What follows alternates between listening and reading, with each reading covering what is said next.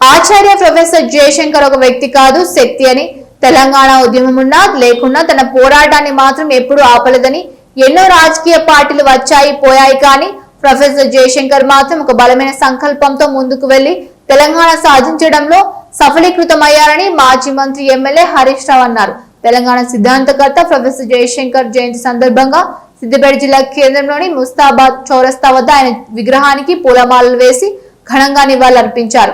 మాజీ మంత్రి హరీష్ రావు ఈ సందర్భంగా హరీష్ రావు మాట్లాడుతూ తెలంగాణ సిద్ధాంతకర్త ప్రొఫెసర్ జయశంకర్ జయంతి సందర్భంగా సిద్దిపేట జిల్లా కేంద్రంలోని ముస్తాబాద్ చౌరస్తా వద్ద ఆయన విగ్రహానికి పూలమాలలు వేసి ఘనంగా నివాళులర్పించారు మాజీ మంత్రి హరీష్ రావు.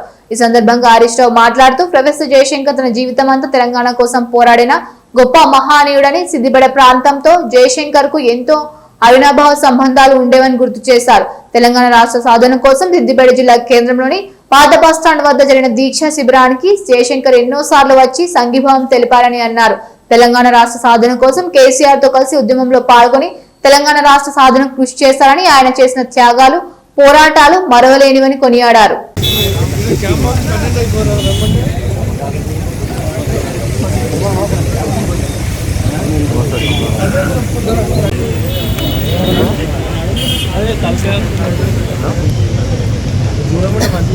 जोहार प्रोफेसर जयशंकर सर को, सिद्धांतकर्ता प्रोफेसर जयशंकर सर को, प्रोफेसर जयशंकर सर, जोहार प्रोफेसर जयशंकर सर को.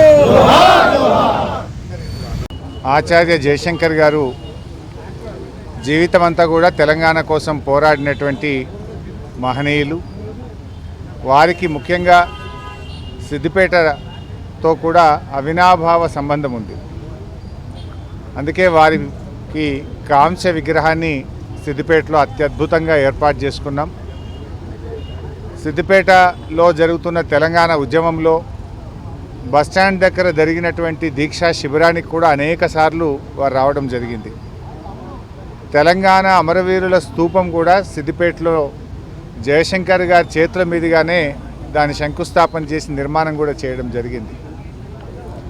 అనేక లెక్చర్స్ మన డిగ్రీ కాలేజీలో కానీ ప్రెస్ క్లబ్లో కానీ అనేక సందర్భాల్లో కూడా తెలంగాణ ఉద్యమ భావవ్యాప్తికి రాష్ట్ర వ్యాప్తంగా కృషి చేశారు. సిద్దిపేటకు కూడా అనేక సందర్భాల్లో కూడా వచ్చారు. జయశంకర్ గారు జీవితమంతా కూడా తెలంగాణ కోసం కలలు కన్నారు, తెలంగాణ కోసం పోరాటం చేసినారు. తెలంగాణ రాష్ట్ర సాధన కేసీఆర్ గారితోనే సాధ్యమని కేసీఆర్ గారి వెన్నంటి ఉన్నారు.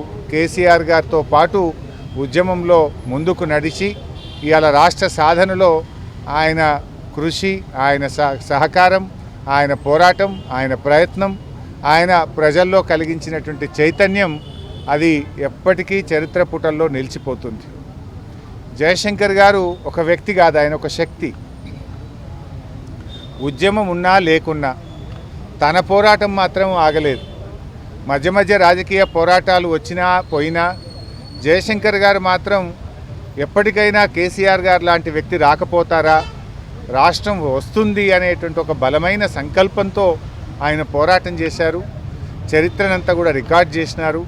కేసీఆర్ గారికి వెన్నుదన్నుగా నిలిచి కేసీఆర్ గారితో రాష్ట్రం సాధ్యమని చెప్పి ఇవాళ నిజంగా రాష్ట్రం మనకు వచ్చిందంటే దానికి కేసీఆర్ గారి పోరాటం, జయశంకర్ గారి లాంటి వ్యక్తుల యొక్క ఆరాటం, సహకారం ఇవాళ ఈ తెలంగాణ. ముఖ్యంగా ఈ తెలంగాణ రాష్ట్రం ఇలా 10 ఏళ్లలో కేసీఆర్ గారి సారథ్యంలో దేశానికి మార్గదర్శకంగా తెలంగాణ నిలిచింది. ఎన్నో గొప్ప విజయాలు సాధించింది. త్రాగునీటిలో, సాగునీటిలో, విద్యుత్ రంగంలో, మెడికల్ కాలేజీల ఏర్పాటులో, కొత్త జిల్లాల ఏర్పాటులో, పర్ క్యాపిటా ఇన్కంలో, జిఎస్డిపి వృద్ధి రేటులో అనేక రంగాల్లో దేశానికి మార్గదర్శకంగా నిలిపారు.